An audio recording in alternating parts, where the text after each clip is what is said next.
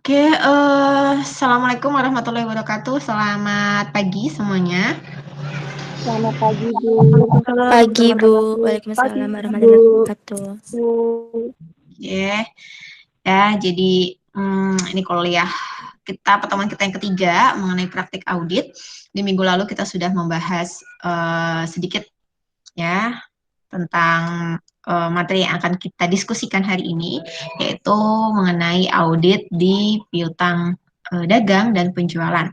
Kemudian di minggu lalu juga kita sudah bersama-sama ya menjelaskan gitu tentang pengujian substantif sedikit dan kemudian pengujian pengendalian internalnya. Lalu kita juga sudah menerima gitu ya hasil dari pengujian pengendalian. Ya, dalam hal ini adalah dengan adanya lembar hasil pengisian kuesioner terhadap klien ya. Kemudian tugas dari auditor adalah mengevaluasi hasil kuesioner tersebut, kemudian mengklasifikasikannya, mana yang menjadi kelemahan dari pengendalian internal klien dan mana juga yang menjadi kekuatan bagi pengendalian internal klien. Untuk kelemahan, maka di situ ada tugas tambahan bagi auditor adalah bagaimana cara atau saran kita nih sebagai auditor untuk memberikan solusi atau memberikan perbaikan terhadap kelemahan-kelemahan sistem pengendalian internal tersebut sehingga klien bisa menerapkan saran dari kita untuk menciptakan sistem pengendalian internal yang lebih baik dan lebih kuat lagi gitu ya. Oke, langsung saja untuk diskusinya saya persilahkan bagi kelompok 1 untuk bisa mempresentasikan hasil pekerjaannya bersama dengan rekan-rekan. Silakan Mbak untuk kelompok 1 ya, bisa dipresentasikan.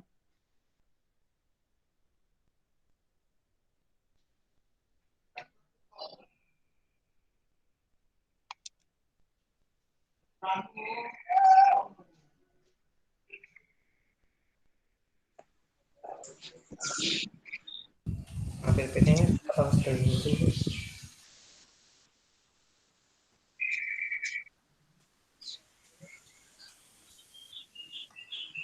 Bisa dimulai ya, Bu? Monggo. Assalamualaikum warahmatullahi wabarakatuh. Yang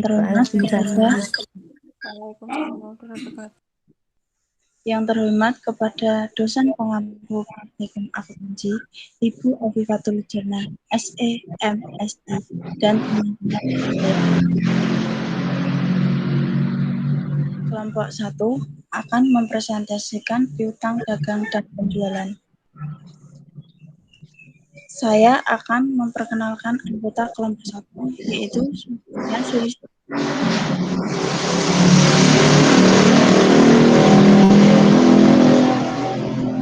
Ainaya Al-Fatihah 1805520119, Pujinia Lestari dengan NIM 1805520186, Julius Gaharu Pradana dengan NIM 1805520190.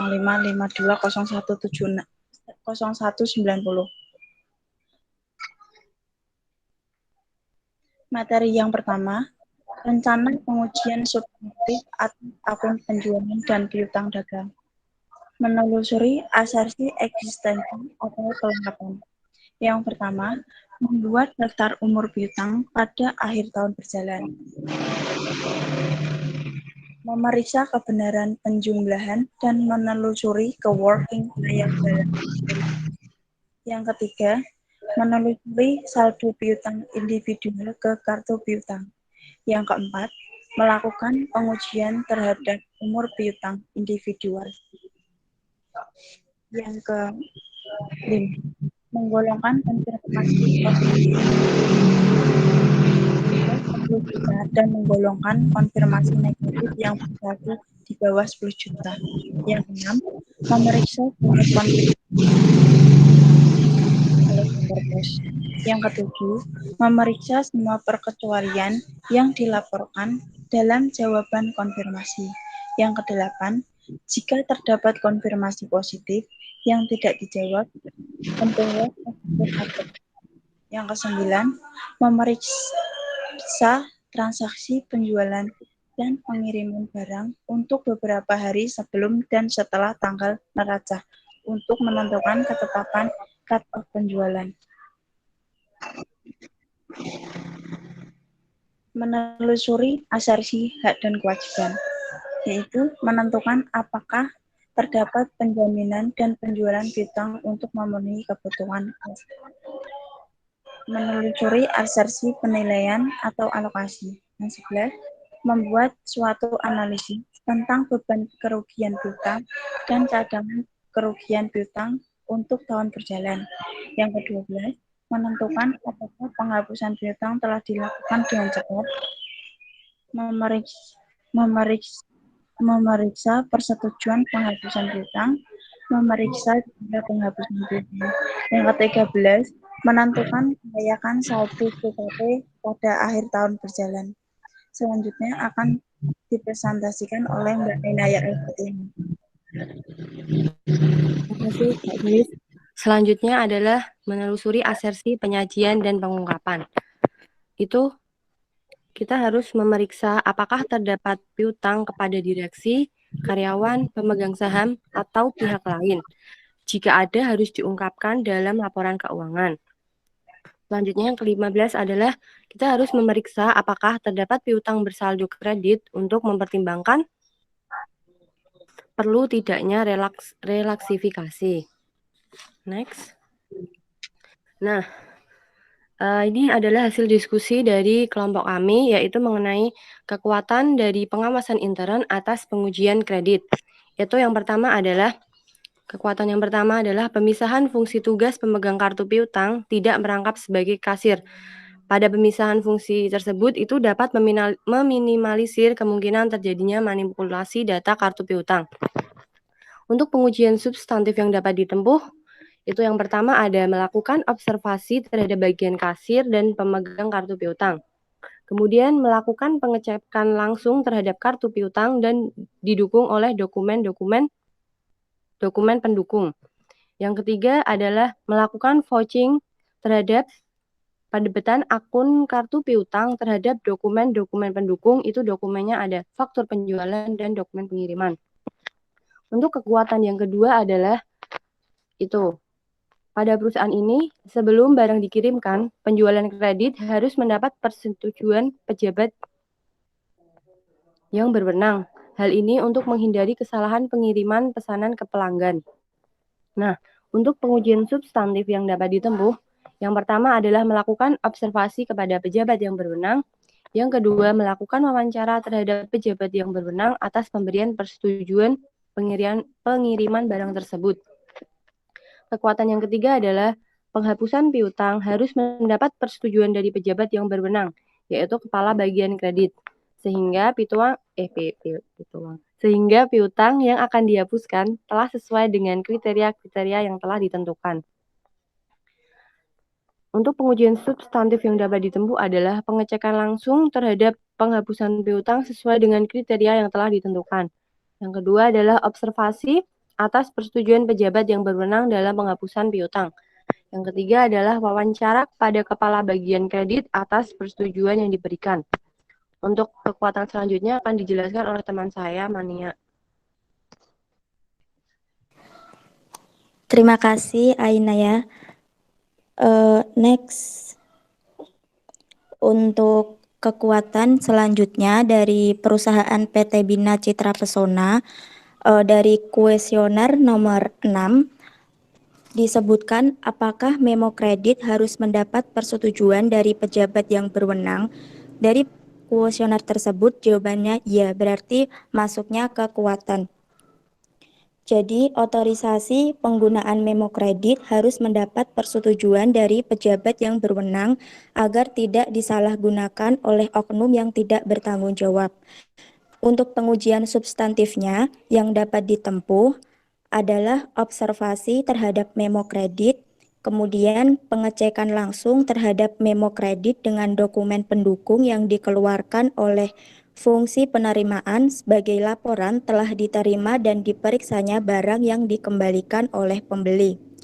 Selanjutnya kuesioner nomor 7 yang bunyinya, apakah faktur penjualan bernomor urut tercetak dan penggunaannya diawasi? Jawabannya dari kuesioner tersebut iya. Maka masuk ke kekuatan. Jadi, perusahaan menerapkan pengawasan terhadap faktur penjualan bernomor urut tercetak. Penggunaan nomor urut tercetak menjamin kelengkapan transaksi penjualan kredit yang dicatat dalam catatan akuntansi. Pemakaian formulir tersebut dipertanggungjawabkan melalui pemakaian nomor urut tercetak tersebut. Untuk pengujian substantif yang dapat ditempuh, dengan pengecekan dokumen faktur penjualan berdasarkan nomor urut dokumen, kemudian melakukan pengecekan terhadap faktur penjualan untuk menentukan bahwa penjualan telah dicatat dan diurutkan sesuai nomor urut. Untuk kuesioner nomor 10 yang masuk kekuatan, apakah dokumen pengiriman dibuat untuk setiap pengiriman barang? Jawaban kuesioner tersebut ya, maka menjadi kekuatan pada perusahaan tersebut. Setiap terjadi pengiriman barang, dibuat dokumen pengiriman sebagai bukti bahwa barang yang dipesan pelanggan benar-benar dikirimkan kepada pelanggan. Untuk pengujian substantif yang dapat ditempuh, pengecekan langsung terhadap dokumen pengiriman. Next. Selanjutnya kuesioner nomor 10. Bunyinya, apakah dokumen pengiriman dibuat nomor 11, maaf. Apakah daftar umur piutang dibuat secara periodik? Jawabannya iya. Maka perusahaan tersebut menerapkan sebagai kekuatan bahwa daftar umur piutang dibuat oleh perusahaan setiap bulan. Daftar umur piutang berguna untuk mengetahui tanggal jatuh tempo piutang serta menghitung tafsiran piutang tak tertagih. Sedangkan pengujian substantif yang dapat ditempuh dengan pengecekan langsung terhadap dokumen daftar umur piutang dan observasi atas catatan akuntansi bagian piutang tak tertagih. Selanjutnya kuesioner nomor 12. Apakah secara periodik diadakan rekonsiliasi antara kartu piutang dengan rekening kontrol piutang dagang? Jawaban kuesioner tersebut adalah iya. Maka dalam perusahaan tersebut dari kelompok kami dimasukkan dalam kekuatan. Perusahaan melakukan cross-check atau rekonsiliasi antara kartu piutang dengan rekening kontrol piutang dagang berguna untuk mendeteksi kesalahan pencatatan piutang apabila terdapat selisih antara rekening piutang di buku besar dengan buku besar pembantu piutang. Dan untuk pengujian substantifnya yang dapat ditempuh dengan cara pengecekan langsung terhadap rekonsiliasi antara kartu piutang dengan rekening kontrol piutang dagang. Untuk kelemahan selanjutnya dijelaskan oleh rekan saya Julius Gaharu.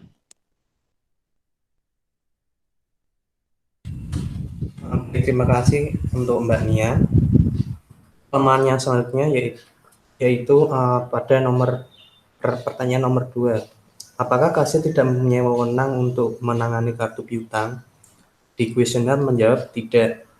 Lalu pada kelompok kami ini termasuk pada kelemahan, yaitu kasir memiliki akses untuk menangani kartu piutang. Lalu yang kedua, lemari penyimpanan kartu piutang itu tidak dikunci.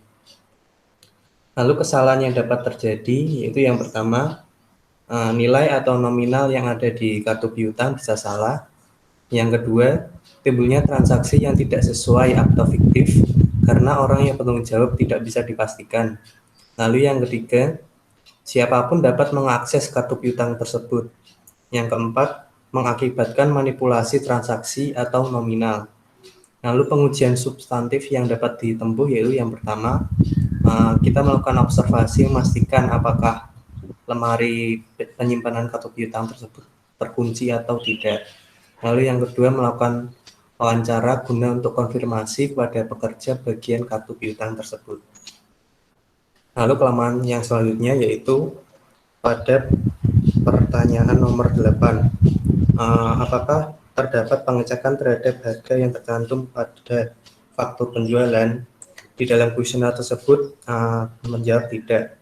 Maka pada kelompok kami menggolongkan pada kelemahan, yaitu perusahaan tidak melakukan pengecekan terhadap harga yang tercantum pada faktur penjualan. kesalahan yang dapat terjadi yaitu kesalahan pencatatan pada harga faktur penjualan, yaitu antara lain pencatatan piutang dan penjualan.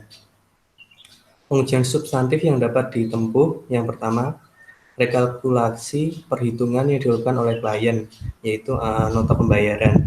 Yang kedua, melakukan wawancara terhadap klien untuk memastikan kesesuaian antara nota pembayaran dengan faktur penjualan.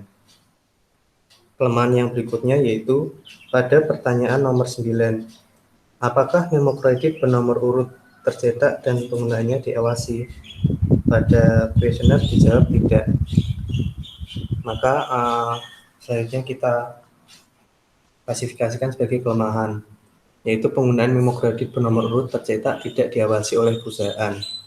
Kesalahan yang dapat terjadi yaitu yang pertama, apabila memo kredit hilang atau tercecer, akan sulit dalam menelusuri memo kredit mana yang hilang. Lalu yang kedua, ada manipulasi memo kredit. Yang ketiga, jika terjadi kesalahan dalam jumlah atau jenis barang yang dipesan pelanggan, maka akan kesulitan dalam pengecekan. Lalu pengujian substantif yang dapat ditempuh, yaitu yang pertama, melakukan penelusuran terhadap memo kredit dan nota faktur. Lalu yang kedua, melakukan konfirmasi pada klien yang bersangkutan. Sekian diskusi dari kelompok kami. Saya kembalikan kepada Ibu Alfi. Oke ya, terima kasih pada kelompok 1. Langsung saja ya, ini kita buka sesi diskusi. Silakan yang bertanya dari audiens kepada kelompok 1. Ya.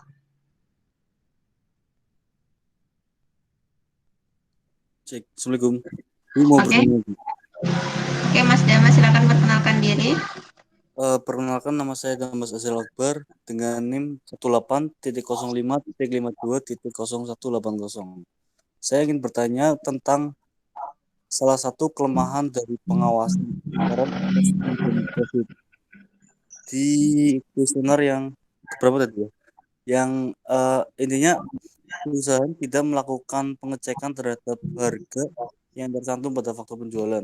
Oke. Nah, bukankah penjualan itu sangat dibutuhkan sebagai bukti fisik dan dokumen dari dokumen keuangan yang nantinya dapat digunakan sebagai bukti jika suatu saat pelanggan melakukan komplain. Berikan penjelasan tentang hal tersebut. Oke, kelompok 1 bagaimana? Bisa diterima pertanyaan Mas Damas? Putus-putus tadi yang Iya, Bu. awal. Boleh Oke, diulangi, Mas Damas. Damas. Ulangi, Dem. Mungkin bisa diulangin. Sambil ini kelompok 1 jangan dikeluarin dulu PPT-nya ya. Tolong ditempelin lagi. Tadi pertanyaan saya tentang kelemahan yang perusahaan tidak melakukan pengecekan terhadap harga yang tercantum pada faktur penjualan. Nah, itu kan faktur penjualan kan sangat penting ya bagi perusahaan, apalagi bagi konsumen bila konsumen melakukan komplain. Nah, gimana tanggapan kalian tentang statement tersebut terhadap hasil kerja kalian terhadap apa yang kalian ungkapkan tadi? Halo? Iya, Dem. Iya. Oke, bisa diterima Mbak pertanyaannya? Bisa. Oke, makasih. Terima kasih, Dem. Ya, yang lain?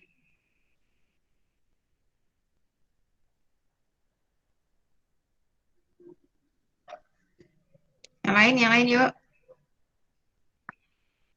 Karena kalau tak ada yang tanya, maka saya yang tanya. Saya tanya random ya, biasa sih ke audiens.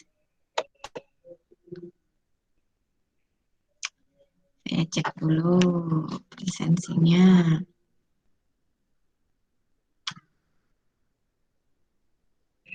Oke, silakan yuk. Yang bertanya. Wajib ya hukumnya untuk diskusi.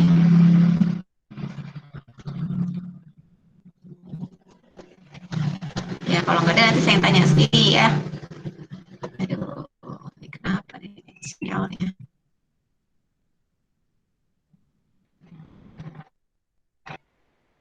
Presensi. Oke, kalau nggak ada pertanyaan, saya tanya ya. Bu, pertanyaan Mbak Tri, silakan Mbak Tri. itu yang penghapusan piutang itu kan ada kriteria-kriterianya, Bu. Bisa Terus, diulangi, Mbak? Tadi tempat saya putus-putus. oh ya, maaf. Jadi untuk kelompok 1 kan di kekuatan itu terdapat kriteria-kriteria yang telah ditentukan. Nah, izin bertanya, kriteria-kriteria seperti apakah yang dilakukan dalam pengujian substantif? Seperti itu. Kriteria-kriteria piutang seperti apa yang telah ditentukan?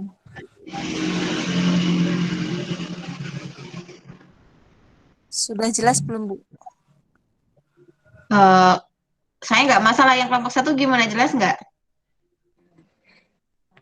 Berarti coba ulangi Tri, yang apa? Karena tadi kebarengan suara mobil atau motor itu. Ya, seru. Oh, jadi gini. Kan itu ada tuh penghapusan piutang harus mendapat persetujuan dari pejabat yang berwenang. Nah, itu kan ada kriterianya itu. Sehingga piutang yang akan dihapuskan telah sesuai dengan kriteria-kriteria yang telah ditentukan. Nah, kriteria-kriteria seperti apakah yang membuat piutang itu bisa dihapuskan gitu loh. Jadi kayak misalnya contohnya tidak, kalau aku eksempelnya gini, semisal kayak kriterianya tuh piutangnya itu tidak tertagih kayak gitu. Kayak jadi aku Oke. nanya kriteria gitu, Bu. Ya, Ya, jadi gitu. Mbak Tri menanyakan pada kelompok 1, menurut kelompok 1, kriteria piutang yang boleh dihapuskan itu seperti apa gitu ya. Ini menurut kelompok 1. Tadi kan Mbak Tri, kalau menurut Mbak Tri, kriteria piutang boleh dihapuskan tuh kalau benar-benar udah nggak bisa ditagih. Nah, kalau menurut kelompok 1 tuh gimana kriteria piutang yang tidak bisa, yang boleh dihapuskan gitu. Terima Oke, yuk kasih. pertanyaan ketiga, silakan.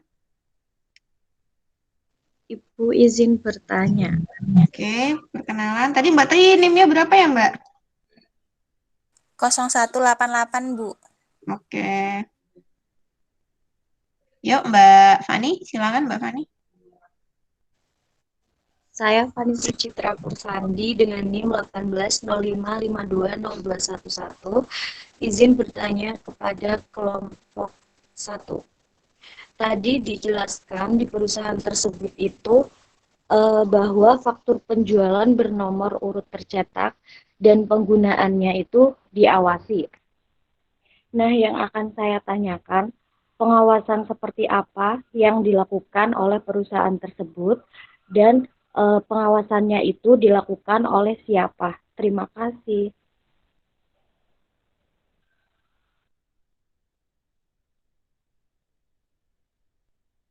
Nomor 1 bisa dipahami pertanyaan Mbak Fani? Ini tadi berkaitan dengan memo kredit ya, Van? Faktur penjualan kayaknya. Oh, faktur penjualan. Yang faktur Ya? penjualan. Nah, ya benar. Oh iya ya. Iya, Jadi Baik. penjualan, tadi kan keterangannya bernomor urut tercetak dan penggunaannya diawasi. Lah, menurut kelompok 1, bagaimana sih cara melakukan pengawasan terhadap penggunaan faktur bernomor urut tercetak, gitu ya? Baik, Bu. Oke, sudah 3 pertanyaan, langsung saja dijawab. Kemudian hasil jawaban kelompok 1, silahkan jika ada yang menanggapi dari audiens. Yuk.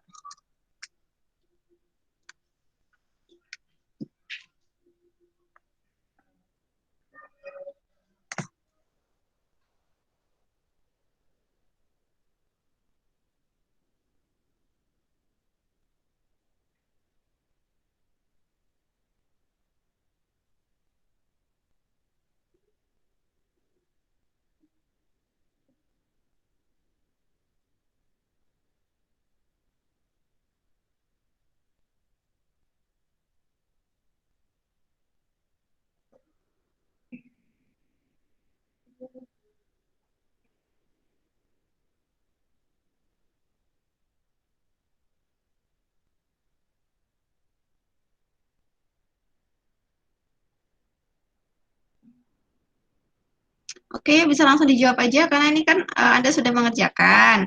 Ya, Anda sudah berpikir apa namanya? Memikirkan metode mana yang paling tepat gitu ya untuk bisa dilakukan penyelidikan pemeriksaan. Nah, Langsung aja dijawab, Mbak Mas. Jadi biar diskusi kita berkembang gitu. Bu, Ya. izin menjawab tadi pertanyaan Damas. Oke, silakan Kak Inaya. Ya itu kan tadi Damas, itu intinya dia yang tentang ini pengecekan terhadap harga yang tercantum pada faktur penjualan. Yang kuesioner tentang apakah terdapat pengecekan terhadap harga yang tercantum pada faktur penjualan. Nah, ini kan di kuesionernya udah diisi sama Klien. Udah diisi sama kliennya kan. Nah, itu ternyata jawaban dari si klien itu tidak. Nah, tanggapan dari kelompok kami kan itu kan dia masuk kelemahan karena tidak terjadi pengecekan terhadap harga yang tercantum pada faktur penjualan. Nah, seharusnya kan kalau perusahaan itu harus melakukan pengecekan terlebih dahulu antara harga yang tercantum dengan faktur penjualan begitu. Oke, ya jadi apa namanya? Dalam segini, sekuat dan sesempurna apapun sistem yang sudah dirancang, diciptakan gitu ya, pasti ada yang namanya resiko kebobolan gitu ya. Jadi tugas dari auditor adalah menemukan, menilai dan memberikan saran perbaikan terkait dengan sistem pengendalian internal yang sudah dijalankan oleh klien.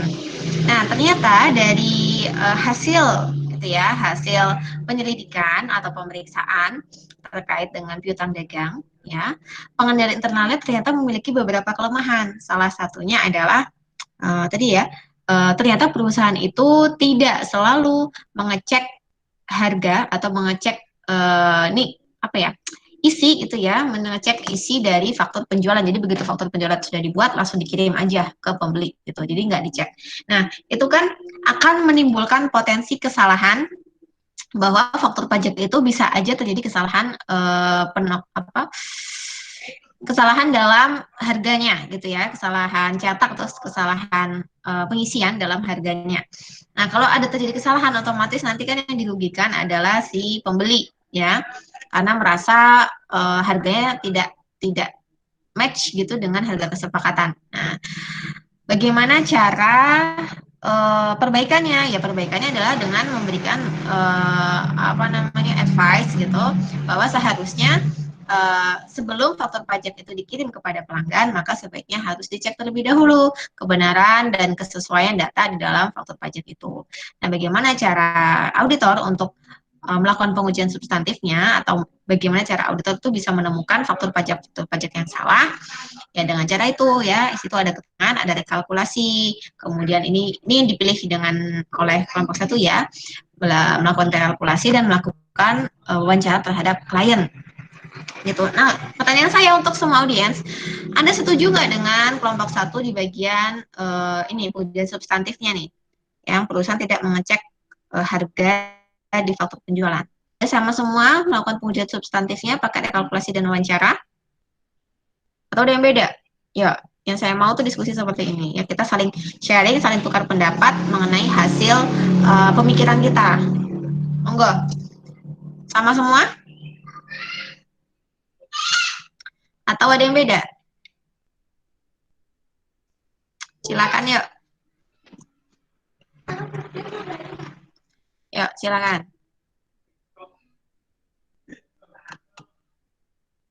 Nggak ada ya, saya panggil satu-satu ya. Mas Alfian Fahri.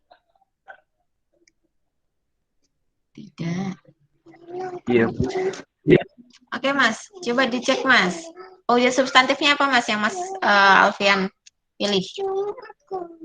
Yang mana, Bu? Yang ini, yang di PPT ini. Salah pengecekan harga faktur penjualan.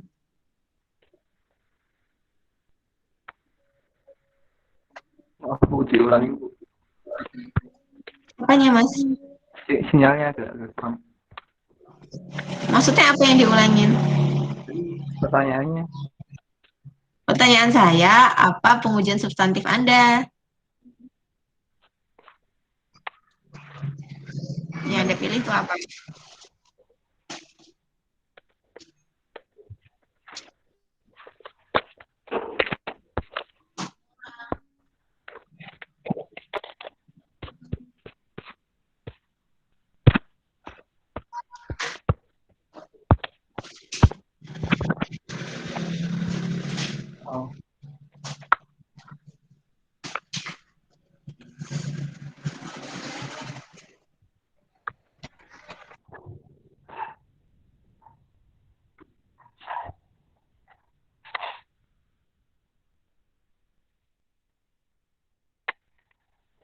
Ini ada Hmm? rekalkulasi. Nah, Gimana, Mas? benar, Bu. Apa? Mas Fahri pilih apa? Ini sama kayak yang ditampilkan di PPT. Sama. Jadi, ada kalkulasi perhitungan yang dilakukan oleh klien. Ada wawancara terhadap klien untuk memastikan kesesuaian antara total pembayaran dengan faktur penjualan.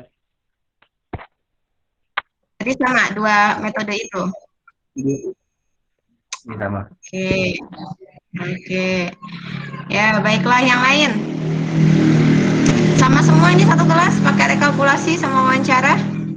Saya, Bu. Oke, Mbak Rini, silakan Mbak Rini. Pengujian substantif yang dapat ditempuh vouching, Bu.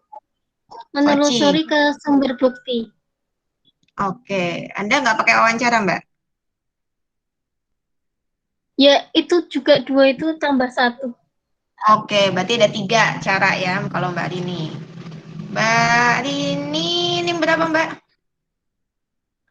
0199. Oke, yang lain? Sama semua? 2 saja? Atau malah 1 aja?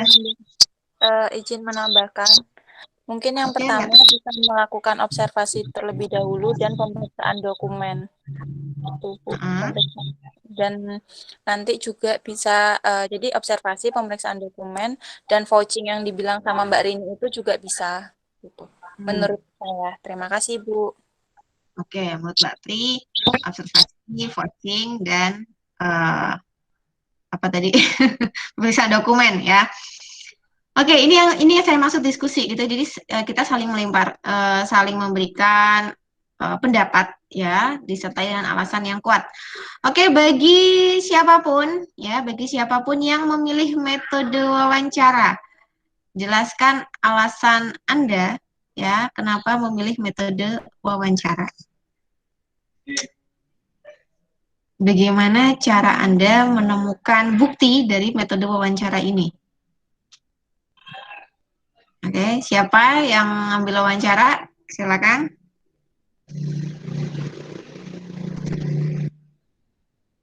Ada? Ayo, poin ini ya.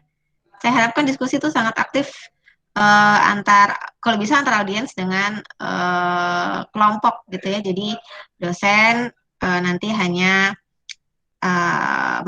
mengelompokkan saja gitu, sesuai dengan hasil diskusi yang sudah terjadi. Tuh ya. Oke. Atau mungkin ya ini saya tengahi aja ya, kemudian langsung dijawab untuk pertanyaan-pertanyaan selanjutnya. Oke, kalau menurut saya wawancara, bagaimana cara Anda mewawancarai klien untuk memastikan kesesuaian nota pembayaran dengan faktur? Kalau hanya sekedar wawancara ya, maka yang didapat dari informasi itu tidak atau kurang konkret gitu ya, karena klien pasti tidak hafal ya terhadap harga jual gitu, harga jual yang sudah mereka input di dalam faktur pajak. Nggak mungkin hafal, Mbak, faktur pajak nomor 10 harga jualnya berapa? Kan nggak mungkin tahu ya, nggak mungkin ingat, tuh pasti udah lupa karena tidak menangani 1-2 faktur pajak, pasti banyak sekali faktur pajaknya.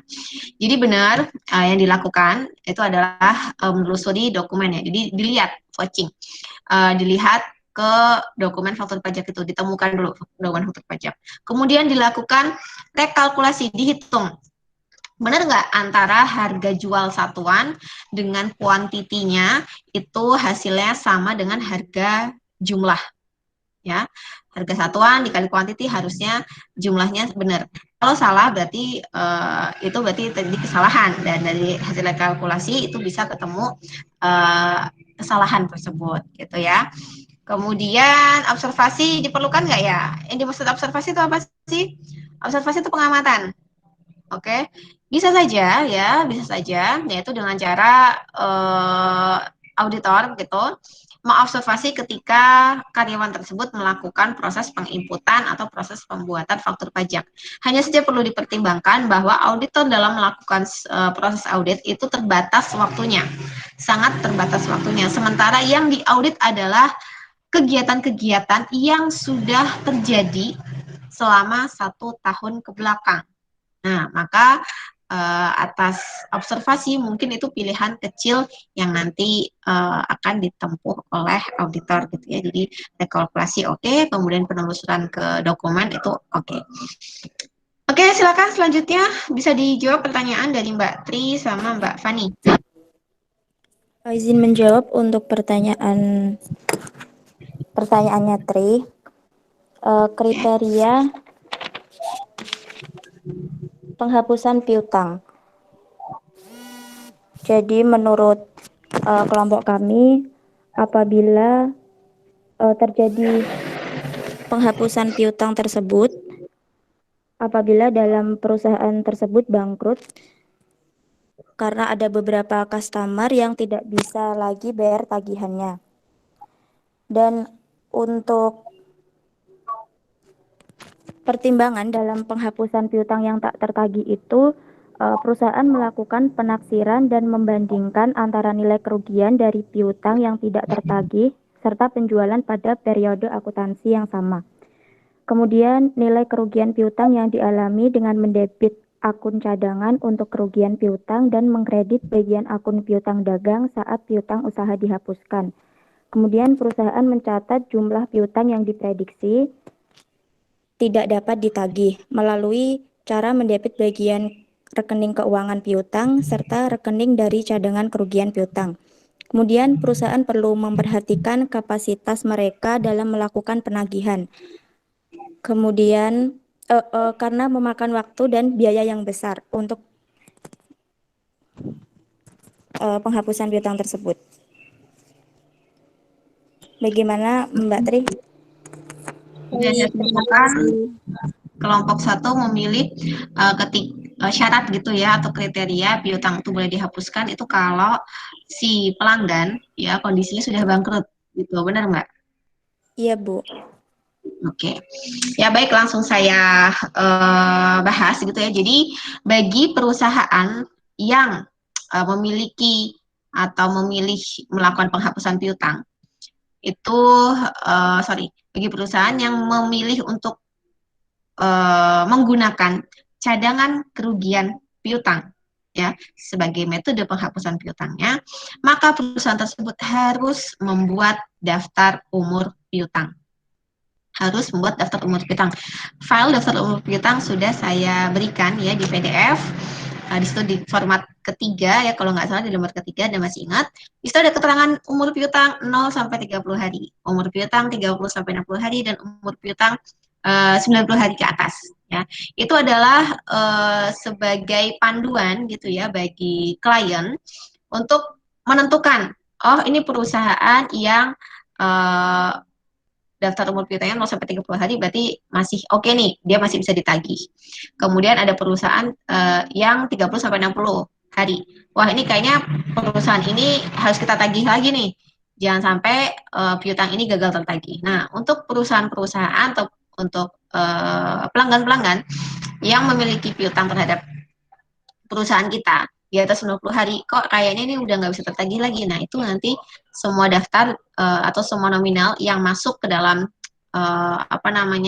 tabel itu ya, tabel lebih dari 90 hari, itu nanti dia bisa dimasukkan ke dalam penghapusan piutang. Karena menurut perusahaan tersebut, menjalankan bahwa umur-umur piutang yang sudah lebih dari 90 hari atau lebih dari 3 bulan kan berarti ditagih berkali-kali tapi tidak ada respon, maka menurut kebijakan perusahaan itu harus dilakukan penghapusan. Nah, tentu saja untuk kebijakan penghapusan kebijakan penghapusan piutang ini tiap perusahaan memiliki memiliki yang berbeda gitulah, memiliki pertimbangan yang berbeda. Ya, pertimbangan yang berbeda. Jadi kalau auditor itu akan menyelidiki, akan memeriksa mengenai penghapusan piutang, maka langkah pertama adalah dapatkan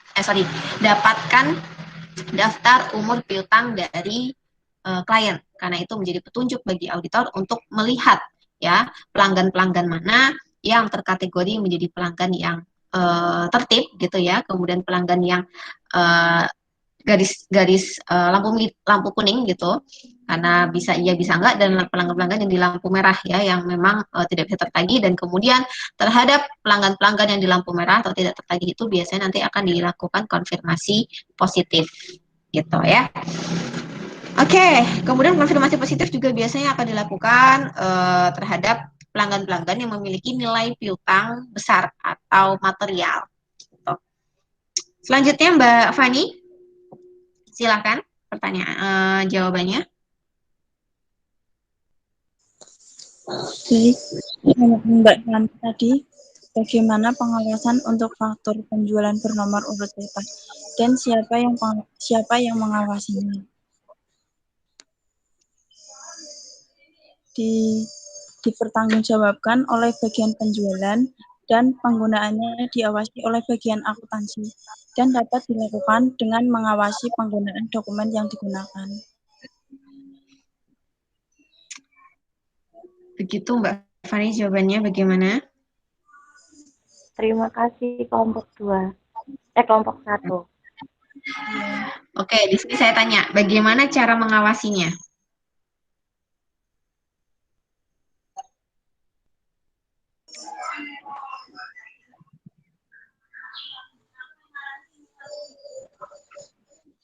Oke, menurut Mbak, gimana cara mengawasinya? Cara mengawasinya bisa dilakukan dengan mengawasi penggunaan dokumen yang digunakan, Bu. Maksudnya gimana Mbak, mengawasi penggunaan dokumen? Kayak mengecekkan dokumen faktur penjualan berdasarkan nomor urut dokumen. Oke, baik. Yang lain, jawabannya gimana? Bagaimana cara mengawasinya? Tindakan nyatanya tuh melakukan apa gitu?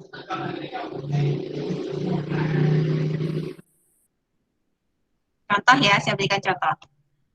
Bank melakukan tindakan pengamanan terhadap bagian teller, ya, bagian pengawasan, bagian teller dilakukan pengawasan. Tindakan nyatanya apa? 1, ya, menempatkan CCTV di setiap sudut posisi teller itu berada. 2, menempatkan kepala teller gitu yang udah senior di belakang teller-teller yang bertugas, jadi bisa ngecek mondar-mandir. Itu adalah jenis pengawasannya. Nah, pertanyaan saya, bagaimana cara perusahaan, yuk kita pikir bareng-bareng, untuk melakukan pengawasan terhadap faktur penjualan bernomor urut tercetak? Itu yang saya maksud, tindakan realnya itu dilakukan seperti apa? Ada yang mau jawab?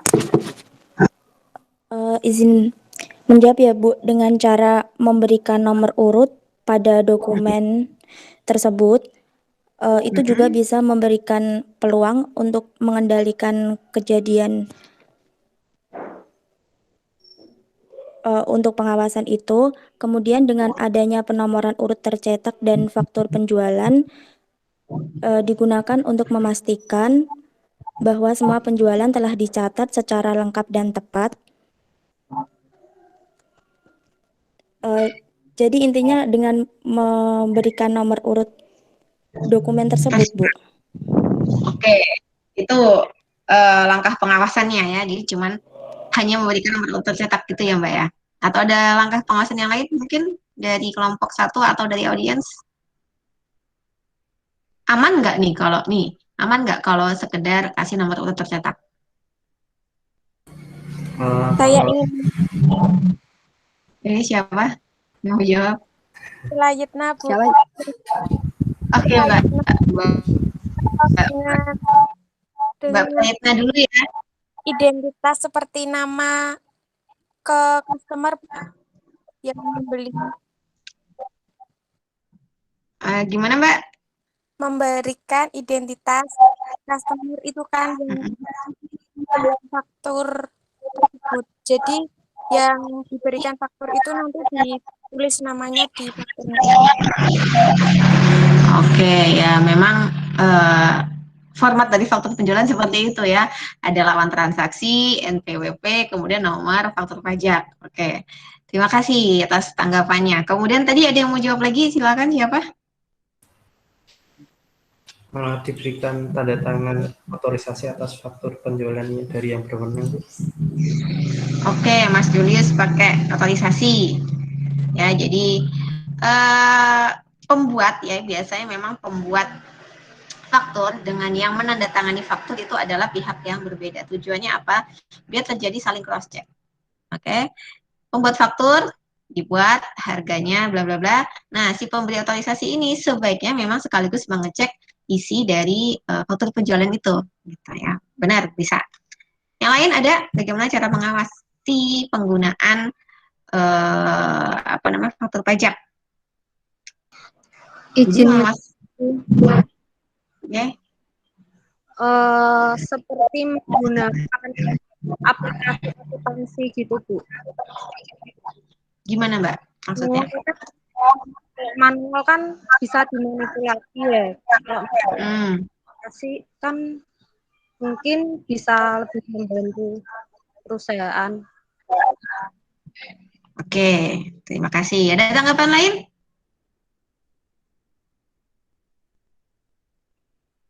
Sudah cukup? Nah, baik, saya simpulkan aja ya.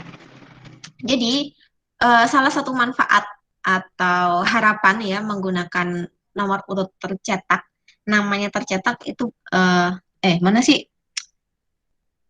Bisa di ini Mbak, ditampilin Mbak PPT-nya Mbak yang membahas faktor pajak nomor urut tercetak. Mas ya, Mas Julius. Sorry. Slide 6, Jul. Itu ya, perusahaan melakukan pengawasan terhadap faktur penjualan bernomor urut tercetak. Oke, bahasanya faktur bernomor urut tercetak. Berarti faktur pajak itu sudah ada nomornya, bukan dibuat oleh petugas yang akan menulis faktur tersebut. Contohnya nota penjualan, Anda punya nota penjualan ya, Anda pernah lihat nota penjualan ya. Nota penjualan yang berbendel-bendel itu sudah ada nomor cetokannya. Ya, jadi ketika karyawan membuat atau mengisi nota penjualan, dia tidak nulis lagi nomor notanya, karena itu sudah dari sana tercetak. Ini salah satu bentuk pengendaliannya. Kemudian yang kedua, bagaimana cara mengawasinya? Yaitu adalah perlu dilakukan rekap. Nah, jadi tiap ya dibuat secara periodisasi, entah tiap minggu atau tiap bulan, itu melihat nomor urutnya. Ada nggak semua nomor urut? Dari 1 sampai 10 ini lengkap nggak? Jangan-jangan ada nomor 7 yang hilang, jangan-jangan ada nomor 8 yang hilang, atau ada nomor 2 yang hilang, kayak gitu ya. Jadi perlu dilakukan pengecekan terhadap faktur pajak, kelengkapan faktur pajak berdasarkan nomor urutnya, kayak gitu. Itu salah satu bentuk pengawasan terhadap penggunaan faktur penjualan bernomor urut tercetak. Kemudian yang berikutnya adalah benar adanya pihak otorisasi ya, adanya pihak atau orang yang memiliki kewenangan untuk menandatangani faktur penjualan tersebut sebelum faktur penjualan tersebut diserahkan kepada pelanggan gitu ya. Jadi benar semua jawabannya. Nah, ini yang saya harapkan diskusi seperti ini yang kita bangun. Dan memang mohon maaf ya, karena seharusnya kalau diskusi ini lebih nyaman gitu di kelas, karena kita bisa saling saut-sautan gitu ya. Tapi karena online ya terbatas, hanya beberapa mahasiswa saja yang bisa mengungkapkan pendapatnya. Tapi saya harapkan di minggu depan semua mahasiswa bisa lebih aktif lagi dalam mengumumkan pendapatnya, dalam menjelaskan hasil pemikirannya gitu ya. Pastikan Anda sebelum menulis, sebelum menjawab tugas individu, ada kan pasti sudah mikir ya, enaknya ini dipakai baiknya pakai metode yang mana nih biar bisa dapat bukti audit yang kuat kan gitu. Nah, itu silakan Anda kemukakan, dan tidak ada metode yang salah. Ya, saya jelaskan tidak ada metode yang salah, karena metode dalam pemeriksaan itu sudah istilahnya ya, ada banyak sekali ragamnya. Hanya saja mungkin ada metode yang bisa mendapatkan bukti audit gitu ya, bukti audit yang secara lebih efektif dan efisien dibanding dengan metode yang lain. Seperti tadi masalah perusahaan tidak cek harga di faktur gitu kan. tadi kelompok 1 memilih metode wawancara. Itu bisa dilakukan, tapi mungkin tidak lebih efektif dibanding dengan metode yang menelusuri ke dokumen faktur pajak itu sendiri, kan kayak gitu ya. Jadi disinilah peran dari diskusi. Jadi biar kita saling melengkapi dari hasil pemikiran atau hasil belajar yang sudah dilakukan. Oke, mungkin itu saja hari ini ya untuk diskusinya, bagaimana cara melakukan pengujian gitu ya, atau audit terhadap piutang dagang dan penjualan. Dan saya harapkan untuk kedepannya kita nanti akan lebih banyak mendiskusikan itu di bagian pengujian substantif yang di slide-slide awal. Mas, coba Mas dilihat slide 2 atau slide 3. Nah, ini ya. Ini saya harapkan kita lebih fokusnya nanti ke bagian sini gitu ya, di samping yang pengujian pengendalian, karena ini tadi saya lihat kita masih fokus di pengujian pengendaliannya aja, belum masuk ke pengujian substantifnya. Jadi di sini ada banyak sekali ya, pengujian substantif itu banyak sekali metode yang bisa dipakai dalam upaya auditor untuk mendapatkan bukti audit. Nah, dari banyaknya metode ini, coba kita petakan satu persatu bareng-bareng, sama-sama kita diskusikan bareng-bareng, mana metode yang paling efektif dan efisien. Kenapa harus efektif dan efisien? Karena auditor dalam melakukan pekerjaannya itu sangat terbatas waktunya. Ya, bayangkan mungkin hanya dibatasi beberapa bulan saja untuk mengaudit, sementara yang diaudit itu adalah transaksi selama 1 tahun. 1 tahun cuman disuruh ngoreksi gitu ya, atau memeriksa sekian bulan aja, itu kan berarti butuh perjuangan yang banyak, yang berat sekali ya bagi auditor, dan butuh tindakan-tindakan yang sangat tepat gitu ya, agar bisa tercapai bukti audit yang diharapkan terpenuhi, sementara pergerakannya atau tindakannya itu bisa dilakukan secara efisien gitu. Jadi tidak buang-buang waktu dan tidak buang-buang tenaga, serta tidak buang-buang personel di lapangan. Oke, begitu saja harapan dari saya untuk kedepannya. Terima kasih pada kelompok 1. Yuk kita give applause secara online untuk kelompok 1 ya, kita apresiasi. Gitu ya. Ya, saya harapkan kedepannya lebih baik lagi, lebih antusiasmenya lebih bangkit lagi. Sekali lagi, tidak ada yang salah ya.